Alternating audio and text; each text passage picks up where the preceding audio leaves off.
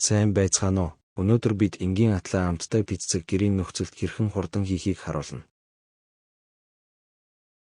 Эхлээд орцоо бэлтээ. Бидэнд гурил, улаан лойлын соус, бяцлаг, мах болон дурын ногоо хэрэгтэй. Эдгээр орц пиццанд хамгийн түгээмэл ашиглагддаг.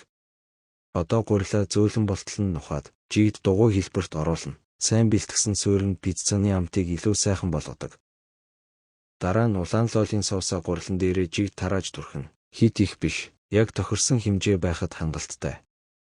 Соусны дараа бяцлагаа нэмээд, дээрээс нь мах болон ногоогоо өөрийн хүснээр байрлуулна. Ингэснээр пиццаны амт тэнцвэртэй болдог.